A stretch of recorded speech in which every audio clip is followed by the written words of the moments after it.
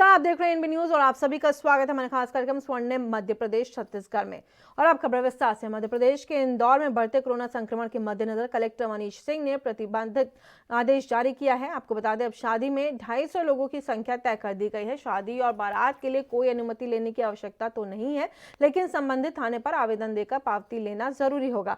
इसी आधार पर टेंट और केटरिंग वाले व्यवस्था करेंगे। बारात में अधिकतम 250 लोग ही शामिल हो सकेंगे, जबकि बैंड बाजे वालों की संख्या इनके अलावा रहेगी। बता दें कि रात 10 बजे तक शादी के सभी आयोजन को खत्म करना होगा। इसके बाद केटरिंग, टेंट या आयोजकों को आने जाने की अनुमति नहीं होगी। शहर में आगामी 1 महीने में 3000 से ज्यादा शादियां होनी हैं।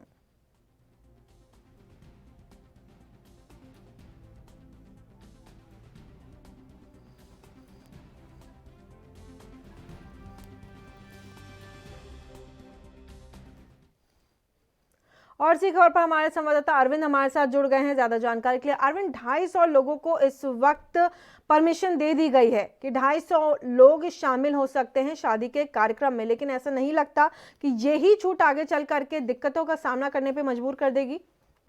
जी स्वाति, इंदौर में कलेक्टर ने अनुमति दी है कि शादी में 250 लोग शामिल हो सकेंगे, लेकिन आने वाले समय में यहाँ पर लगभग 3000 से ज्यादा शादियां होनी है और यहाँ बड़ा बम ब्लास्ट होगा कोरोना का, अगर ऐसा ही अगर अनुमति दी है। मेरे हिसाब से तो ये अनुमति नहीं देनी चाहिए थी, लेकिन कलेक्टर ने दी है और अनुमति के बाद में कलेक्टर ऑफिस में लाइन लग गई है अनुमति के लिए। दूल्हे लगे हैं लाइन में, दुल्हन लगी है लाइन में कि अनुमति वहां से जारी की जाए। इस तरीके से आप बता रहे हैं कि दूल्हा दुल्हन लाइन में लग करके अनुमति लेने के लिए वहां पे खड़े हैं। हालांकि ठीक है, शादी पहले अगर जब कोरोना नहीं था तो भारतीय समाज में एक बिग फैट इंडियन वेडिंग का नाम दिया जाता था, जिसमें हजारों लोग शामिल होते थे। लेकिन अभी इस वक्त के हालात देखते हुए खुद जिन लोगों की शादी है और उनके परिवार वालों को बेहद संजीदगी से इस मामले को लेना चाहिए। जहां दिल्ली में एक तरफ इतना विस्फोट हो रहा है, लगातार केसेस आते जा रहे हैं, ऐसे में 250 लोग, और अगर उसमें से 20-25 लोगों को भी संक्रमण हुआ तो उसके बाद आप समझ लीजिए कि कितनी तेजी से संक्रमण फैलेगा। अरविंद जी स्वाति, संक्रमण फैलने के पूरे चांस हैं और ये तो जो घराती हैं उन्हें सोचना चाहिए कि हमें छोटे से उसमें शादी कर लेनी चाहिए, लेकिन वो अनुमति के लिए अड़े हुए हैं कि अनुमति चाहिए, हमें तो सब कुछ शादी सभी को बुला करके गेस्ट को करनी है। ये गलत है। और सभी जानकारियों के लिए और इस चर्चा में हमारे साथ जुड़ने के लिए अरविंद आपका बहुत बहुत धन्यवाद। वहीं मध्य प्रदेश के ऑल इंडिया कांग्रेस कमेटी के कांग्रेस मुख्यालय में 106 करोड़ रुपए के बेहिसाब लेन देन की खबर सामने आई है, जिसके बाद कांग्रेस में हड़कंप मच गया। वहीं रिपोर्ट में खुलासा हुआ है कि 2016 से 2019 तक के बीच में ये पैसा कांग्रेस मुख्यालय भेजा गया है, जिसके बाद अब आयकर विभाग इस मामले की जांच कर रही है। इस दौरान मध्य प्रदेश के गृह मंत्री नरोत्तम मिश्रा ने कमलनाथ पर निशाना साधा है। कहा है कि आखिर कमलनाथ का सच सामने आ ही गया।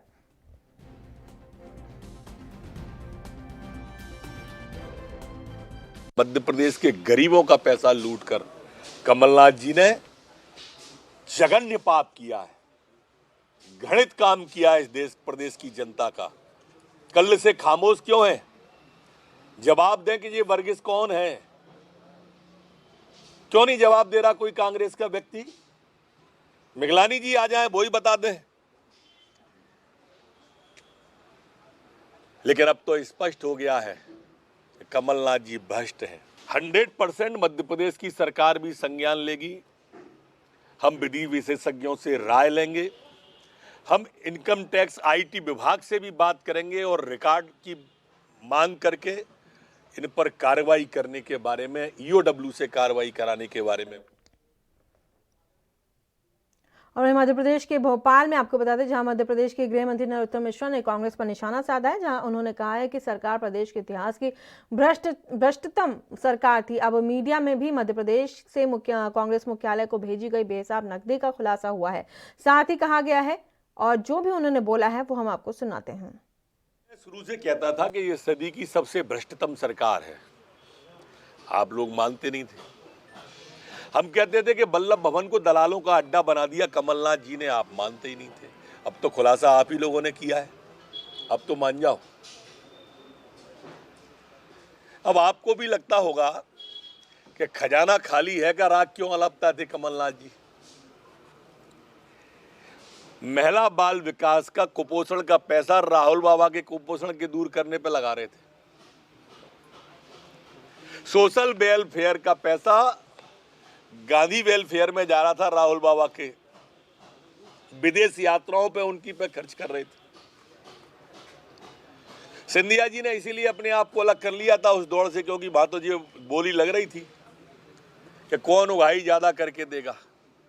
गरीबों के खून पसीने की गाड़ी कमाई जिस तरह से कमलनाथ जी ने लूटी है इस मध्य प्रदेश में, और लूट लूट कर जिस तरह से बाहर भेजी है, तो मोहम्मद गजनबी की याद आती। और वहीं अगली खबर छत्तीसगढ़ के रायपुर से, जहां मुख्यमंत्री भूपेश बघेल ने कांग्रेस नेतृत्व पर सवाल उठाने वाले नेताओं पर निशाना साधा। इस दौरान उन्होंने 3 ट्वीट किए। हालांकि उन्होंने इस ट्वीट में किसी का नाम नहीं लिया है, लेकिन बिना नाम लिए ही उन्होंने पार्टी के अंदर जो नेता खुलकर बोल रहे हैं उन पर वार कर दिया है। सीएम ने लिखा है कि कांग्रेस पार्टी एक विचार है और विचार का कोई ढांचा नहीं होता, नींव होती है। और सड़क पर हाथ में तिरंगा और कांग्रेस का झंडा थामकर खड़े हो तब दिक्कत समझ आएगी कि ना नींव में है ना ढांचे में है।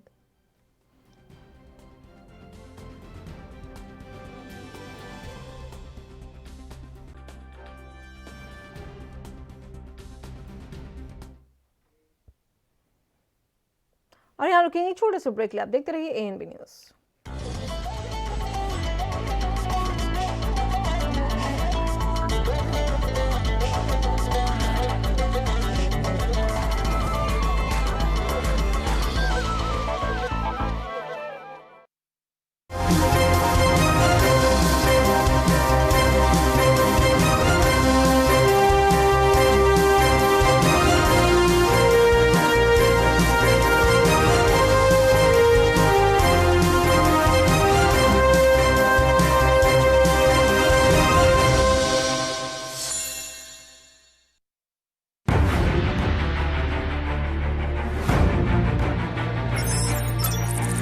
खबर चाहे सियासत की हो या सरकार की,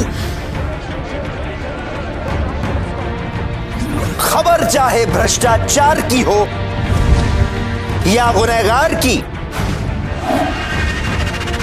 दिन भर में क्या रहा देश जगत का हाल, किस मुद्दे ने बनाई किसकी सरकार, रखते हैं हम सब पर नजर, पहुंचाते हैं हम हर खबर। हम हैं एएनबी न्यूज।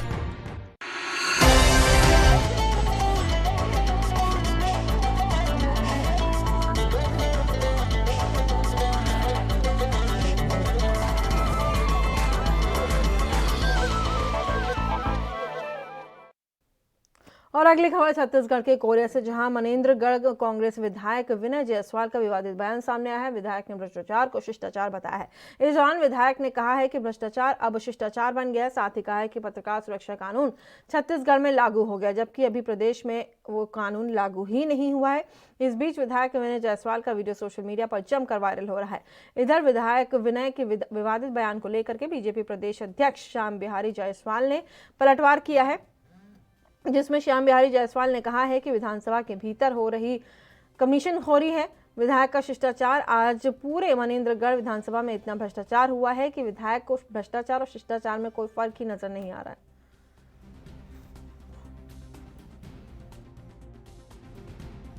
देते हैं आप लोगों को कहीं भ्रष्टाचार हो, क्योंकि भ्रष्टाचार भी आजकल शिष्टाचार हो गया है ना। तो शिष्टाचार हो या भ्रष्टाचार हो, हर जगह आपको अपनी भूमिका को निभाना है और बहुत ही निष्पक्ष और अनबैस्ड पत्रकारिता होनी चाहिए। और आपके विधायक के रूप में, आपके क्षेत्र के प्रतिनिधि के रूप में मेरी जहाँ ज़रूरत हो आप लोगों को आप बताइए, पत्रकार साथियों को कोई ज़रूरत हो मेरी बताइए। वैसे भी हमारी जो सरकार है, माननीय भूपेश बघेल जी की सरकार है, सबसे पहले हमारी सरकार बनी तो हमने पत्रकारों के लिए जो पत्रकार सुरक्षा एक्ट, उसको जर्नलिज्म के लिए हमने सुरक्षा कानून लेके आया। कौन सा अधिनियम, कौन सा नियम किसके लिए लागू हो रहा है। यदि पत्रकार सुरक्षा अधिनियम लागू होता तो आप देखेंगे कि कांकेर में, धमतरी में कई जगह पत्रकारों की जो है कांग्रेस के ही उनके कार्यकर्ताओं के द्वारा अभद्र व्यवहार किया गया, पिटाई किया गया। और तो और चिरमिरी और मनेंद्रगढ़ के पत्रकार कई बार उनको नोटिस और जेल जाने की धमकी के साथ साथ कई पत्रकारों को जेल भी भेजने का काम यहाँ के विधायक जी खुद कर चुके हैं। यदि पत्रकार सुरक्षा अधिनियम लागू होता तो इस प्रकार की घटनाएं नहीं आती। पत्रकार सुरक्षा अधिनियम का वादा और उस पर अमली जामा पहनाने का काम भारतीय जनता पार्टी की सरकार कर रही थी, और जैसे ही कांग्रेस आई है पत्रकारों का आवाज़ दबाने का काम कर रही है। इनके द्वारा किसी प्रकार का पत्रकारों के हितों में अभी तक कोई कार्य नहीं किया। और वहीं छत्तीसगढ़ के मुख्यमंत्री भूपेश बघेल के संसदीय सलाहकार राजेश तिवारी ने कांकेर के कई गांवों का दौरा किया। इस दौरान कांग्रेस नेताओं और कार्यकर्ताओं ने राजेश तिवारी का भव्य स्वागत किया है। वहीं संसदीय सलाहकार राजेश तिवारी ने किसानों को लेकर के और बेरोजगारी की समस्या को लेकर के बयान दिया, जिसमें उन्होंने कहा बस्तर अंचल के विकास के लिए 4 से 5 बड़े स्टील प्लांट खोलने की सहमति सीएम बघेल ने दे दी है, जिसको लेकर के क्षेत्र में लोगों को रोजगार मिल सकेगा। साथ ही कहा है कि किसानों को लेकर धान खरीदी के समय अगर धान संचालकों की तरफ से किसी भी तरह की लापरवाही बरती गई तो उस पर कड़ी कार्रवाई की जाएगी।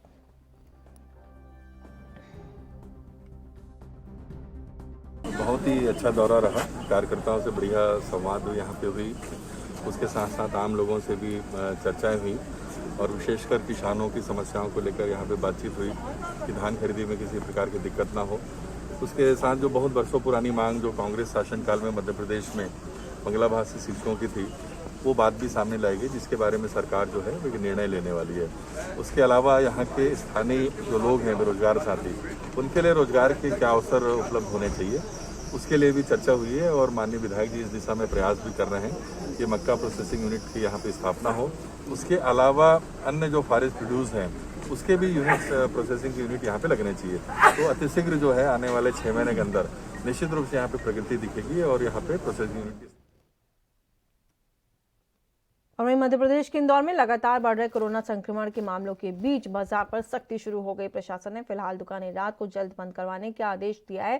बता दें कि अगले सप्ताह में 2 दिन पूरे बाजार बंद करने पर विचार शुरू हो गया, जिसको लेकर के Ahilya chamber of commerce and industries ने प्रशासन को सहमति दे भी दी है। आपको बताया दरअसल कलेक्टर और जनप्रतिनिधियों ने व्यापारियों के साथ सोमवार शाम बैठक में चर्चा की थी। कोरोना के बचाव के लिए समय पर बाजार बंद रखने के निर्देश दिए गए हैं।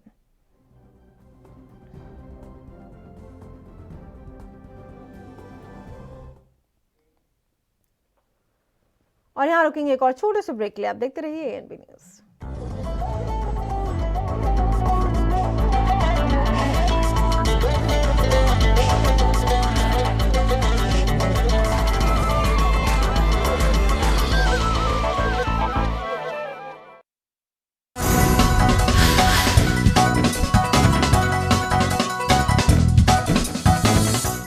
क्या आप दुबले पतले कमजोर हैं? आपकी सेहत नहीं बनती, भूख कम लगती है, वजन नहीं बढ़ता।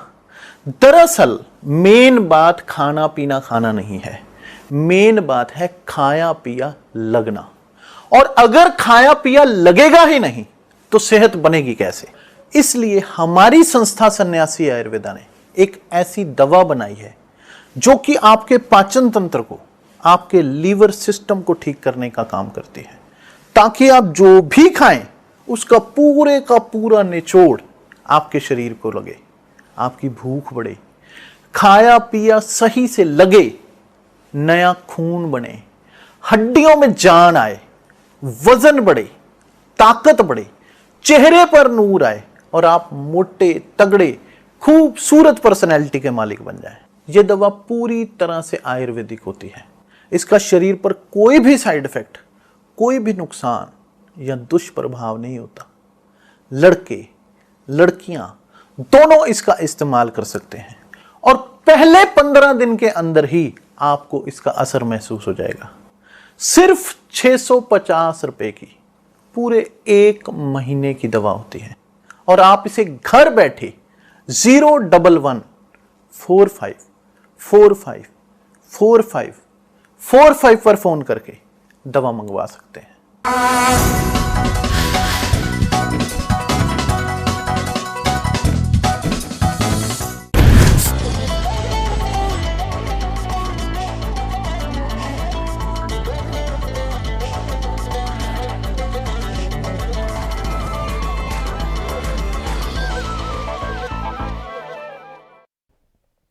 देश में कोरोना वायरस का संक्रमण दिन पर दिन फैलता जा रहा है। वहीं इंदौर के मनोरमागंज में एक साथ कोरोना के 20 नए मरीज मिलने से हड़कंप मच गए। यहाँ पहला मौका है जब मनोरमागंज से एक साथ इतनी संख्या में मरीज मिले हैं। बता दें कि गुमाश्ता नगर में 11 नए मरीज मिले हैं। विजयनगर और साउथ तुकुगंज क्षेत्र में 10-10 नए संक्रमित मरीजों का पता चला है।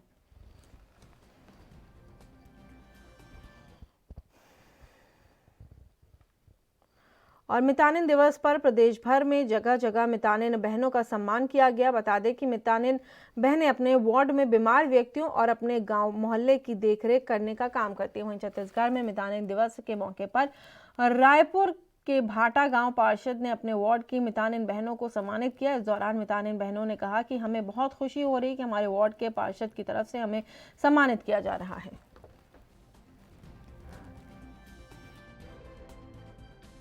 बहनें एक ऐसा काम करती हैं जो वार्ड में दुखी व्यक्तियों को ले जाना, कोई बीमार व्यक्ति को लेके जाना, उनको ले जाने के साथ साथ हर समय समर्पण भाव से ये सेवा करती रहती हैं अपने गली गाँव का, अपने मोहल्ले का। उनको ये 23 तारीख से लेकर 1 महीने 15 दिन तक एक मितानिन दिवस के रूप में मनाया जाता है, जिसमें उनका सम्मान हमारे द्वारा किया जा रहा है। और ये सम्मान पूरे गांव के तरफ से है, पूरे वार्ड के तरफ से उनका है, क्योंकि ऐसा कार्य करती हैं उन लोग। इसीलिए उनके यहाँ पे आज मितानिन दिवस के उपलक्ष्य में इनका सम्मान किया जा रहा है। आज के पार्षद हम लोगों का सम्मान कर रहे हैं हमारे भाटा गाँव में। हम लोगों को इतना बहुत सुंदर लगा है, हम लोग को बहुत खुशी हो रही है कि ये पार्षद हमारे सब सम्मान मितानिन बहनों की कर रही है। हमारे वार्ड में 2 गांव के आते हैं, मनपुरा का भी और भाटा गांव का भी। दोनों वार्ड के मितानिन को, मतलब एक वार्ड में आते हैं तो सबको 30 मितानिन को बुलाए हैं। 30 मितानिन की पार्षद सतनाम भैया।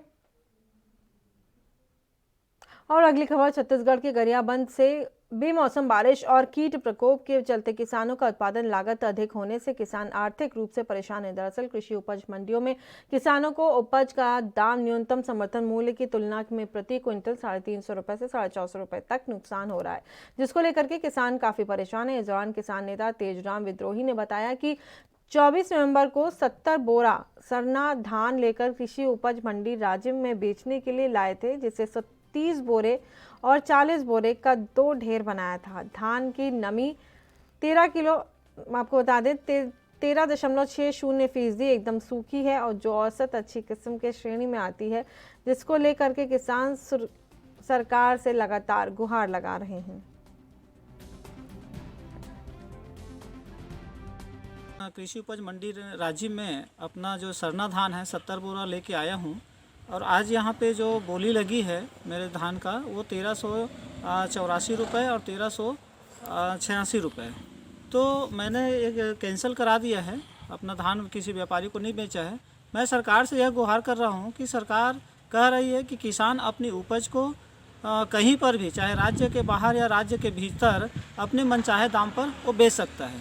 तो मैं सरकार से यह अनुरोध करने के लिए यहाँ धान को बेचने से मना किया हूँ कि मेरे मर्जी से नहीं, बल्कि आप जो न्यूनतम समर्थन मूल्य तय किए हो, सरना धान है, सरना धान का जो न्यूनतम समर्थन मूल्य है 1865 रुपया, मैं चाहता हूँ कि 1865 रुपये में मेरी फसल का खरीदी हो, लेकिन अभी तक कोई 1865। और अगली खबर मध्य प्रदेश के शिवपुरी से, जहां गोपालपुर पंचायत के ग्रामीणों ने सरपंच सेक्रेटरी पर आरोप लगाए हैं। जहां ग्रामीणों ने कहा है कि पंचायत की तरफ से बनाए गए शौचालयों में दी जाने वाली राशि अभी तक हितग्राहियों के खातों में नहीं डाली गई है। साथ ही पंचायतों में कराए गए मनरेगा के अंतर्गत कार्यों में मजदूरों को भी मजदूरी नहीं दी गई है, जिसको लेकर के ग्रामीणों ने आला अधिकारियों को शिकायत दे दी है। वहीं ग्रामीणों ने कहा है कि शिकायत के बावजूद आला अधिकारियों ने अभी तक दोषियों के खिलाफ कोई कार्रवाई नहीं की है।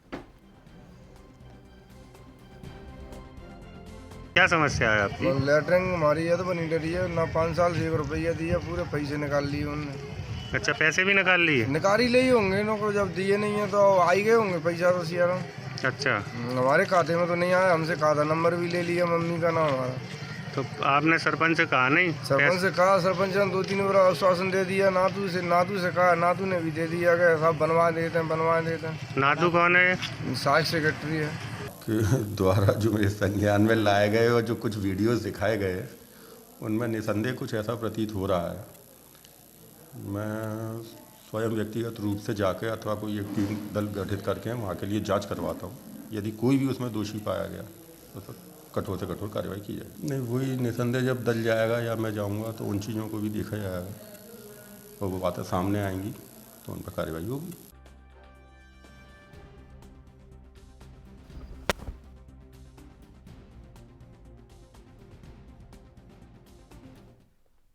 और शिवपुरी से इसी खबर पर हमारे संवाददाता हमारे साथ जुड़ गए हैं।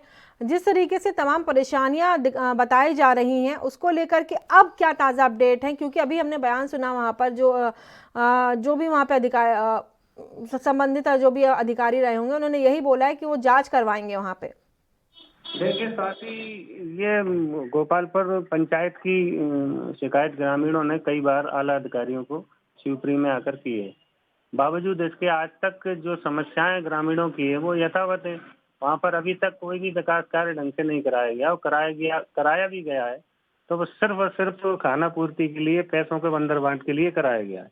चाहे सीसी सड़क हो, चाहे आपका क्या नाम है चेक डैम हो, चेक डैम के साथ साथ आपके शौचालय हो, ये सारे कामों में भ्रष्टाचारी की इस तरीके से की गई है कि बिल्कुल वहाँ पर निर्माण कार्य जो है बिल्कुल गुणवत्ताहीन है। जी, तमाम जानकारियों के लिए जाकी आपका बहुत बहुत धन्यवाद। तो हमारे संवाददाता जाकी हमारे साथ जुड़े हुए थे तमाम जानकारियां देते हुए कि ग्रामीणों का सरपंच सेक्रेटरी पर आरोप है कि वो भ्रष्टाचार कर रहे हैं और उसकी वजह से जो भी राशि खातों में उनके नहीं आ रही, मजदूरों के कार्यों की राशि उनके खातों में नहीं आ रही है, ये मजदूरों की शिकायत है।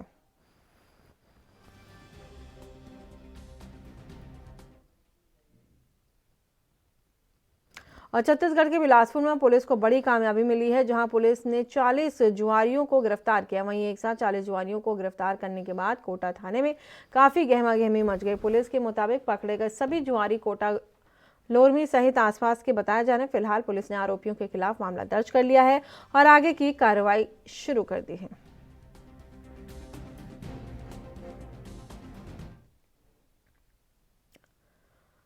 और इंदौर के धर्मपुरी स्थित बाईपास पर एक बड़ा सड़क हादसा हो गया, जहां सोयाबीन से भरे ट्रैक्टर को दूध वाहन ने टक्कर मार दी। हादसा इतना भयावह था कि छोटा दूध वाहन के आगे का हिस्सा पूरी तरह से क्षतिग्रस्त हो गया। हादसे में 2 लोगों की मौके पर ही मौत हो गई, जबकि एक व्यक्ति गंभीर रूप से घायल हो गया है। सूचना मिलते ही मौके पर पहुंची पुलिस ने घायल को इलाज के लिए अस्पताल भिजवा दिया है और शव को कब्जे में लेकर पोस्टमार्टम के लिए भेज दिया है। फिलहाल पुलिस ने मामला दर्ज करके आगे की तफ्तीश शुरू कर दी है। कि घायलों को इलाज के लिए अस्पताल भेज दिया गया है और ये देखिए कितनी बुरी भिड़ंत हुई थी। ये तस्वीरों से साफ पता चल रहा है कि बाईपास पर ये सड़क हादसा हुआ है, जहां पर सोयाबीन से भरा ट्रक, एक ट्रैक्टर था और उसका दूध वाहन की ये टक्कर हो गई। ये ट्रैक्टर और ये छोटे ट्रक की टक्कर हुई और उसके बाद देखिए कि कितनी तेज़ भिड़ंत थी ये कि आगे के पूरे जो ट्रक का हिस्सा था उसके परखच्चे उड़ गए। और जाहिर है कि इस हादसे में मरने वालों ये कहा ही नहीं जा सकता कि कोई बचा होगा। तो तकरीबन 2 लोगों की मौत हुई है इसमें और एक की हालत गंभीर थी, तो उन्हें अस्पताल में भर्ती करवाया गया है।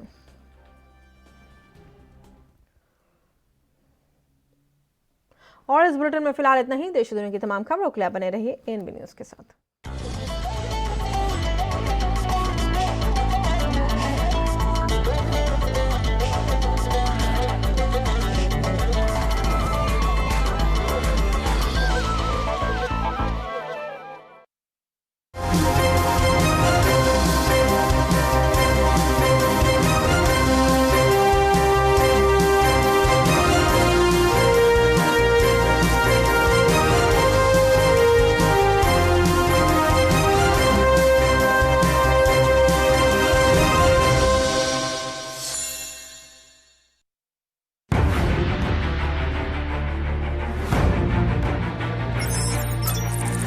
खबर चाहे सियासत की हो या सरकार की,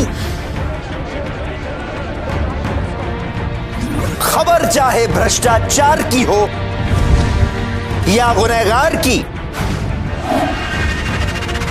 दिन भर में क्या रहा देश जगत का हाल, किस मुद्दे ने बनाई किसकी सरकार, रखते हैं हम सब पर नजर, पहुंचाते हैं हम हर खबर। हम हैं एएनबी न्यूज़।